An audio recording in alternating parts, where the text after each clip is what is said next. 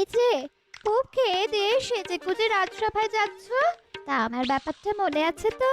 তোমার আবার কি ব্যাপার? ভুলে বসে আছো তো? কতদিন ধরে একটা ভালো দেখে জামদানি শাড়ি আনতে বলেছি না? দেখো গিন্নি, তোমাকে জামদানি শাড়ি কিনে দেবার মতো ট্যাঁকের জোর আমার নেই। কেন নেই কেন? তুমি হচ্ছ এই রাজ্যের মন্ত্রী। এই শোনো, জামদানি শাড়ি কিন্তু আমার চাই চাই। না হলে কিন্তু একদম বলে দিলাম অনর্থ দিয়ে ছাড়বো। দিলে কাজে বেরোবার সময় মেজাজে 13টা বাজিয়ে দিলে একবার। কেন যে মরতে বিয়ে করতে গিয়েছিলাম তোমাকে, আজ মহারাজকে বেতন বাড়াবার কথা বলতেই হবে।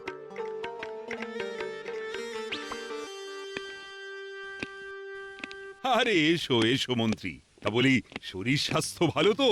মন নিয়েই তো শরীর মহারাজ, তা মনই যদি ভালো না থাকে তাহলে শরীর স্বাস্থ্য ভালো থাকবে কি করে? হ্যাঁ, কিন্তু মন ভালো নেই কেন? কি করে থাকবে মহারাজ? যা বেতন পাই তাতে তো নুন আনতে পান্তা ফুরিয়ে যায়, সেই নিয়ে তো সংসারে নিত্য অশান্তি। এ এ আবার কিরকম কথা মন্ত্রী? আমার রাজসভার সকল সদস্যের থেকে তুমি বেশি বেতন পাও। কিন্তু তাতেও যে চলে না মহারাজ। ওই যে একটা কথা আছে না, যে ছেলে বেশি পায় সেই ছেলে আরো চায়। দেখো গোপাল, কথা হচ্ছে রাজা আর মন্ত্রীর মধ্যে। সামান্য এক ভাঁড় হয়ে তুমি এর মধ্যে নাক গলাতে আসছো কেন? আসলে আপনার কথা শুনে না নাকটা বড় সুরসুর করে উঠল। গোপাল যতই টিপ্পনি কাটুক না কেন, এবার কিন্তু আমার বেতন বাড়াতেই হবে মহারাজ। সম্ভব নয়। একে তো এতগুলো লোকের বেতন জোগাতে গিয়ে আমি জেরবার হয়ে যাচ্ছি, তারপরও আবার বাড়তি বেতনের বোঝা। না মন্ত্রী না, যা পাচ্ছ তাতেই মানিয়ে নাও। তাহলে রাজসভার দু একজনকে ছাঁটাই করে দিয়ে সেই বেতনটা আমাকে দিয়ে দিন। হ্যাঁ, তা কাকে ছাঁটাই করবো শুনি? গোপালকে করুন। সত্যি কথা বলতে কি, রাজসভায় এসে ভুঁড়ি আর টাক দেখানো ছাড়া ওর তো তেমন কোনো কাজ নেই। কিন্তু এই ভুঁড়ি আর টাকের মধ্যে যে বুদ্ধি আছে সেটা তো আপনার নেই মন্ত্রী মশাই। বেশ, ঠিক আছে, হয়ে যাক একটা বুদ্ধি পরীক্ষা। এমন একটা জিনিসের নাম বলো তো যে নিজে ভিজেও আমাদের শুকিয়ে রাখে। খুব সোজা মহারাজ, ছাতা।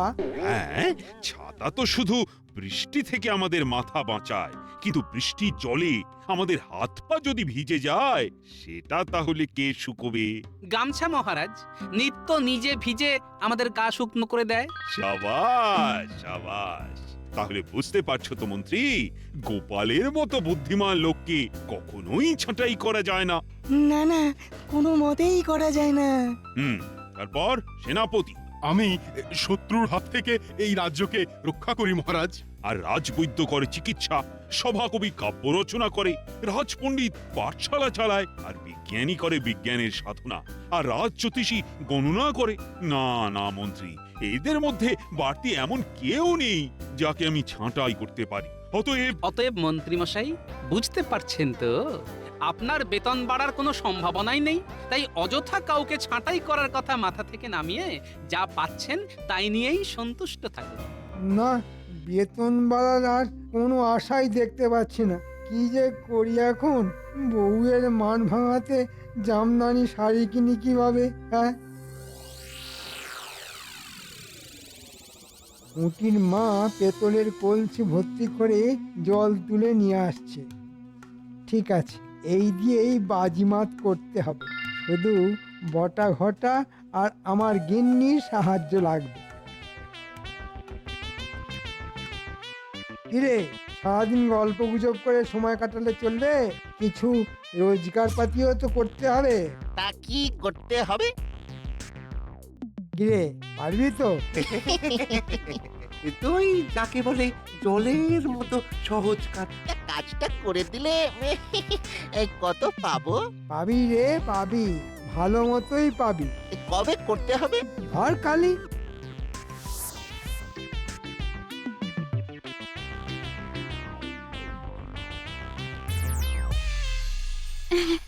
কি গো, আমার জামদানি শাড়ি এনেছো? চিন্তা করো না, দু একদিনের মধ্যেই পেয়ে যাবে। তবে তার জন্য তোমায় একটা কাজ করতে হবে। আমাকে আমাকে কাজ করতে হবে? তা কি কাজ শুনি?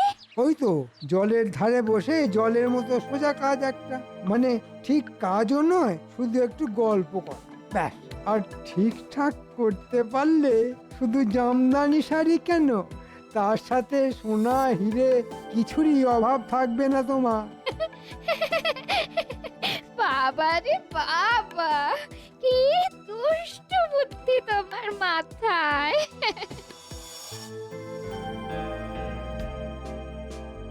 এই কি গো, এই পুটির মা, কোথায় চলেছো? পুটির মা, জল আনতে চলেছি দিদি। তা আপনি যে আজ কি করব বলো? তোমাদের মন্ত্রী মশাই কাজে বেরিয়ে যাওয়ার পর আমার তো কোনো কাজ থাকে না গো, তাই একটু বেড়াতে বেরিয়েছি। তা এতদিন পর যখন দেখা হয়ে গেল, তখন চলো না পুকুর পাড়ে বসে দুজন একটু গল্প করি।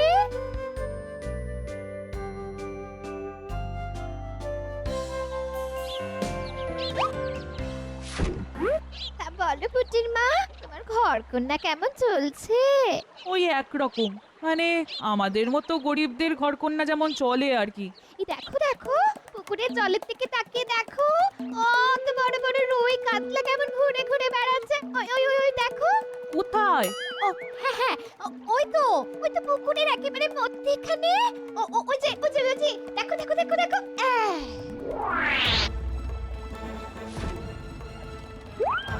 কই গো দিদি, আমি তো কোনো বড় রুই কাতলা দেখতে পাচ্ছি না। তাহলে হয়তো আমাদের কথা শুনে জলে ডুব মেরেছে। যাই হোক ভাই, আমি তাহলে এখন চলি। হ্যাঁ, আমিও জল নিয়ে ঘরে যাই। এ কি, আমার ঘোড়া কোথায় গেল? ঘোড়া কে নিল? তাই তো, কে নিল? হ্যাঁ হ্যাঁ, হায় হায় হায়, ওটা যে আমার বিয়ের দানের ঘোড়া।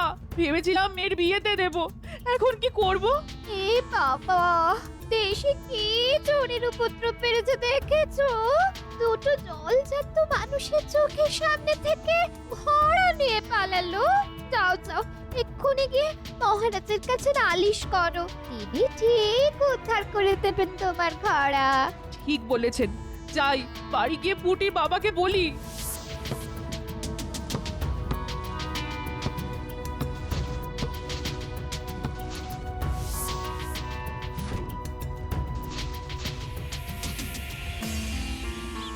যাক বাবা, ভালোই ভালোই সব কাজ মিটে গেল। হ্যাঁ, মন্ত্রীমশাই যেমন যেমন বলেছিলেন ঠিক তেমন তেমন করে দিলাম। চল চল, এখন ওই মন্ত্রীমশাইকে বলে পাওনাগুলো নিয়ে আসি। চল। চল। কি ব্যাপার পুঁটির বাবা, তুমি এই সময় রাজসভায়? আমার সর্বনাশ হয়ে গেছে গোপাল দাদা। মহারাজ, পুকুর পাড় থেকে আজ আমার পেতলের ঘোড়া চুরি হয়ে গেছে। তা কি করে হলো? আগে মহারাজ, রোজকার মতো আজও পুটির মা ঘোড়া নিয়ে পুকুর থেকে জল আনতে গিয়েছিল। পথের মধ্যে মন্ত্রী মশাই স্ত্রীর সঙ্গে দেখা হয়েছিল। দুজনে মিলে পুকুর পাড়ে বসে একটু গল্প করছিল। তারপর? হয়তো কথা বলতে বলতে পুটির মা একটু অন্যমনস্ক হয়ে পড়েছিল। আর সেই সুযোগে কেউ এসে আমার মন চকচকে ভারী পেতলের ঘোড়াটা নিয়ে পালিয়ে গেছে। কি বলছো? দিনে দুপুরে এমন ছিচকে চুরি? না না না না, এ তো ভালো কথা নয়। সেনাপতি, এক্ষুনি পেয়াদা রক্ষীদের পাঠাও। যেমন করে হোক ওই ঘোড়া কিন্তু খুঁজে বের করা চাই। পেয়াদা আর রক্ষীরা কি করবে মহারাজ? যে চুরি করেছে সে নিশ্চয়ই এতক্ষণে ওই ঘোড়া হয় বিক্রি করে দিয়েছে, নয়তো গোপন কোনো জায়গায় লুকিয়ে ফেলেছে। হ্যাঁ, কথাটা খুব একটা মন্দ বলুন। তাহলে কি করা যায়? আমি বলি কি, রাজ জ্যোতিষী একবার গণনা করে দেখুন না ওই ঘোড়া কোথায় আছে। একেবারে ঠিক কথা বলেছ মন্ত্রী। রাজ্যোতিষী, তুমি একবার গণনা করে দেখো তো ওই ঘোড়া এখন কোথায় আছে। তারপর না হয় সেপাই আর রক্ষী পাঠিয়ে ওই ঘোড়া উদ্ধার করে নিয়ে আসা যাবে। এতদিন তো রাজ্যোতিষীর কাজ ছিল গণনা করে রাজ্যের ভালো সময় আর মন্দ সময়কে বলে দেওয়া। শেষকালে তাকে দিয়ে ঘোড়া চুরির গণনা? হ্যাঁ, রাজ জ্যোতিষীকে দিয়েই ঘোড়া চুরির গণনা। ওকেই গণনা করে বলে দিতে হবে ঘোড়া কোথায় আছে। পারলে বুঝবো ও ঠিকঠাক গণনা করতে পারে, আর না পারলে? আর না পারলে বুঝতে হবে ও একটা অকম্মার ঢেকি। ঠিক আছে, আমি গণনা করে দেখছি। কেঁদো না পুটির মা, কেঁদো না। এই বলি, এই পুটির বাবা তো মহারাজের কাছে গেছে। হ্যাঁ? এই দেখো, মহারাজ ঠিক খুঁজে বের করে দেওয়ার ব্যবস্থা করবেন। হ্যাঁ, কিন্তু যদি খুঁজে না পাওয়া যায়, হায় হায়, কেন যে মরতে মন্ত্রী মশাইয়ের বউয়ের সঙ্গে গল্প করতে বসলাম।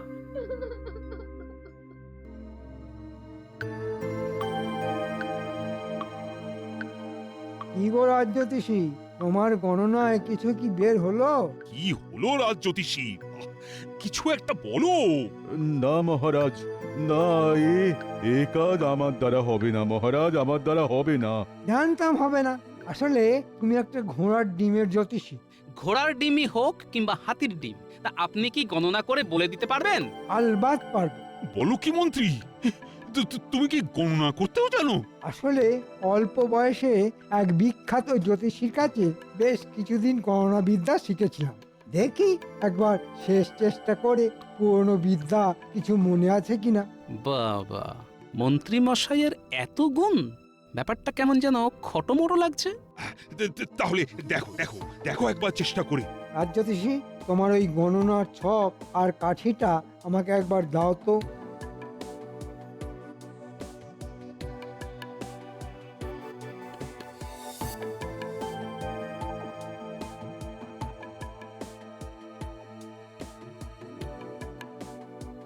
ও মা, আর কেঁদো না। দিদা তো বলছে মহারাজ ঠিক খুঁজে বের করে দেবেন। পেয়ে গেছি মহারাজ।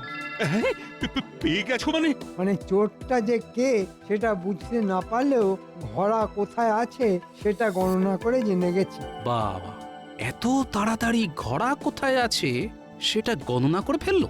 কোথায় আছে, কোথায়? বাঁশবাগানের ভেতর মাটির তলায় পোঁতা আছে। চলো চলো চলো, সকলে সেখানে যাই।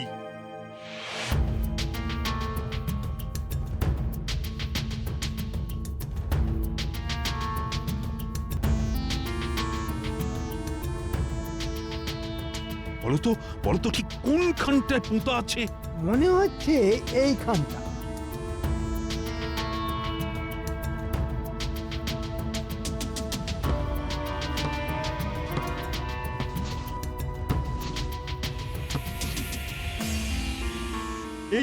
এই তো আমার ঘোড়া। মন্ত্রী, ধন্য ধন্য তুমি, ধন্য তোমার গণনা। এতদিনের পরেও যে বিদ্যেটা আমি মনে রাখতে পেরেছি, আপনার রাজ্যতীষী সেটা কেমন ভুলে গেছে। আসলে নামেই ও রাজ্যতীষী, এদিকে কাজের বেলায় অষ্টরম্ভা। তাই তো দেখছি। ওকে তাড়িয়ে দিন মহারাজ, আর ওর বেতনটা আমাকে দিয়ে দিন। আমি একলা এই মন্ত্রিত্ব আর রাজ্যতীষীর দায়িত্ব সামলে দেব। ঠিক আছে, বেশ, তাই হবে। এমনটা করবেন না মহারাজ, এমনটা করবেন না, তাহলে আমি যে না খেতে পেয়ে মরে যাব। এতক্ষণে ব্যাপারটা খানিকটা হলেও পরিষ্কার হলো, কিন্তু ঘোড়া চুরি যাবার পেছনে মন্ত্রী যে কলকাঠি নেড়েছে তার প্রমাণ না পেলে তো কিছুই করা যাবে না।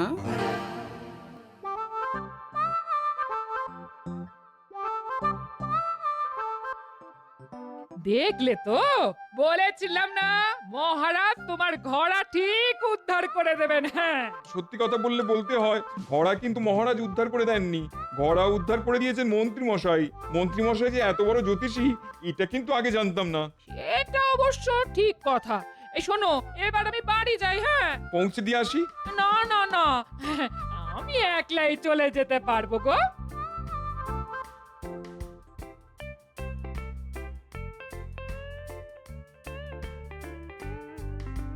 দেখলি তো মন্ত্রী মশাই এবারও আমাদের ঠকালো। ঠিক বলেছিস, পুটির মায়ের মন্ত্রী মশাইয়ের কোন ঠকানোর কথা বলছে এরা?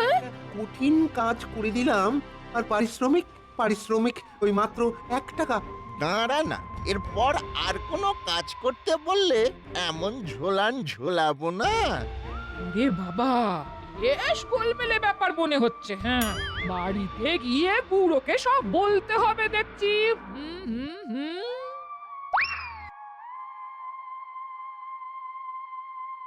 এবার আমার কি হবে গোপাল?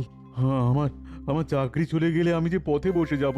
আচ্ছা আচ্ছা, তোমার কি মনে হয় মন্ত্রী মশাই আমার থেকেও বড় জ্যোতিষী? হ্যাঁ, দেখো মন্ত্রীমশাই আদপেও গণনা করতে পারে কিনা সেই বিষয়ে আমারও যথেষ্ট সন্দেহ আছে, কিন্তু কার্যকলাপ যে প্রমাণ করে দিয়েছে ও বেশ বড় মাপের জ্যোতিষী।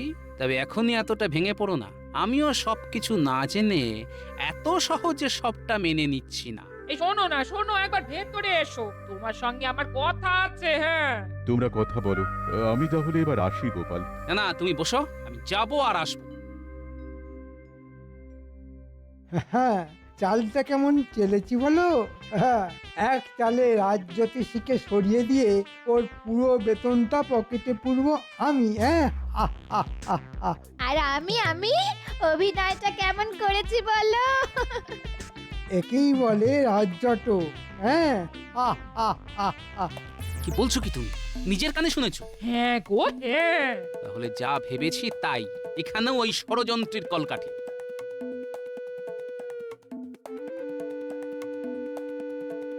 চলো রাজজ্যোতিষী, একবার মহারাজের কাছ থেকে ঘুরে আসি।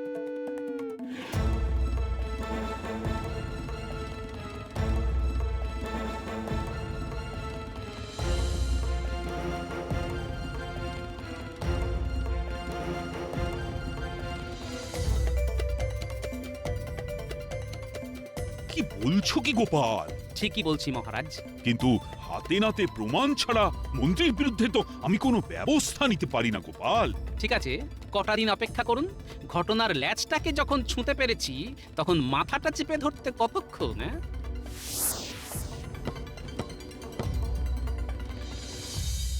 হ্যাঁ, ঘোড়া উদ্ধার করার পর সারা রাজ্যে যেভাবে আমার নাম ছড়িয়ে পড়েছে তাতে লোকের ভিড় লেগে যাবে। হ্যাঁ, আহ, আহ, আহ। ওদিকে রাজজ্যোতিষীকে হটিয়ে দিয়ে ওর বেতন আমি পাবো, আবার এদিকে গণনার ভরং দেখিয়ে দুহাত ভরে রোজগার। হ্যাঁ, এখন শুধু টাকা আর টাকা, টাকা আর টাকা।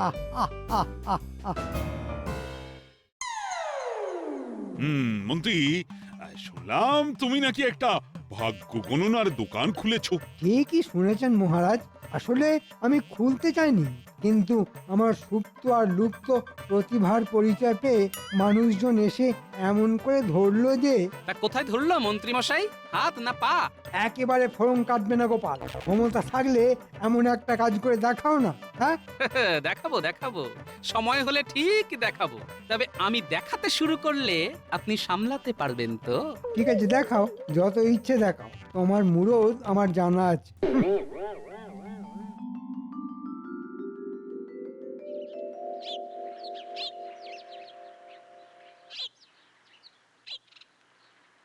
মন্ত্রীর এই জ্যোতিষীর ভণ্ডামি হাতে নাতে ধরি কি করে? রে খুপে, কোথায় গেলি? ও মা, কাকিমা, এতদিন পর মেয়েকে বুঝি মনে পড়লো? মনে তো সবই পড়ে মা, কিন্তু এতটা দূর বহু কাল তাই আশা হয়ে ওঠেনি। আমি কিন্তু জামাইয়ের কাছে একটা আর্জি নিয়ে এসেছি। বলুন। এই যে আমার ছেলে লেখাপড়ায় খুব ভালো আর অঙ্কে খুব মাথা। তাই নাকি? কিন্তু দুঃখের কথা কি, আমাদের ওখানে ভালো কোনো চাকরি পাচ্ছে না। আর তোমার সঙ্গে তো তোমাদের মহারাজের খুবই ভালো সম্পর্ক। তা দাও না বাবা, মহারাজকে বলে কইয়ে তোমাদের রাজবাড়িতে একটা চাকরি করিয়ে দাও। ঠিক আছে, ঠিক আছে, করে দেব। তবে তার আগে একটা কাজ করতে হবে। বলুন না কি কাজ? যা বলবেন সব করতে রাজি আমি। আমার দেখিয়ে দেওয়া এক জ্যোতিষীর কাছে গিয়ে তোমাদের বলতে হবে যে তুমি লেখাপড়ায় খুব দুর্বল আর অঙ্কে একেবারে মাথা নেই। তাতে কি হবে? মহারাজের সামনে ওই বুজরুকের সব ভণ্ডামি ফাঁস হয়ে যাবে, আর খুশি হয়ে মহারাজ তোমাকে চাকরি দেবেন। বুঝতে পেরেছি, বুঝতে পেরেছি। আমি তাহলে চট করে মহারাজকে খবরটা দিয়ে আসি। বাবা, বলুন কি চাই? এই যে আমার ছেলে, এতটা বয়স হয়ে গেল, গোফ দাড়ি চেচে চেচে গালে কড়া পড়ে গেল, অথচ এখনো পাঠশালার পড়াটাও শেষ করে উঠতে পারলো না। আপনার খুব নাম শুনে ওই ভাগ্যটা গণনা করাবার জন্যে আপনার কাছে এসেছি। হয়ে যাবে, সব হয়ে যাবে। নিন, বসে পড়ুন।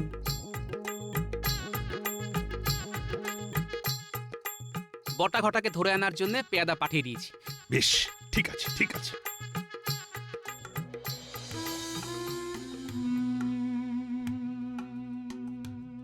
যা বুঝলাম তাতে ওর সর্বস্থানে শুধু শনি আর রাহু বিরাজ করছে। তবে ভালো মতো খরচ করলে ওর সর্বস্থানে শনি আর রাহুকে হটিয়ে দিয়ে সূর্য আর বুধকে বসিয়ে দেব। দেখবেন 1 বছরের মধ্যেই ও কেমন বিদ্বান হয়ে উঠবে। কাকে বিদ্যান করবেন মন্ত্রী মশাই? ও তো এমনিতেই বিদ্যান। তুমি কি করে জানলে? ও যে আমার নিজের খুড়তুতো শালা। আপনার ভণ্ডামি ধরার জন্য এটা ছিল আমার ফাঁদ। ছি ছি মন্ত্রী, তুমি এতটা নীচ, এত বড় ভণ্ড! না মহারাজ, এই গণনায় আমার হয়তো কিছু গড়বড় হয়ে গেছে, কিন্তু পুঁটির মায়ের ঘোড়া উদ্ধার করে দেবার মতো সেই ঐতিহাসিক ঘটনার কথাটা একবার মনে করুন মহারাজ। কিরে মূর্তিমানের দল, নাহলে এমন মার খাবি না। এই বলছি বলছি বলছি বলছি সব বলছি। আসলে আসলে ওই মন্ত্রী মশাইয়ের কথায় আমরাই ওই ঘোড়া চুরি করে বাঁশবাগানে পুঁতে এসেছিলাম। হ্যাঁ মন্ত্রী! এ বাবা, পেট মোটাটা যে সব কিছু হাতে নাতে ধরে ফেললো। ওরে বাবা, ওরে বাবা, ধরো, চোরটাকে ধরো! ওরে বাবা।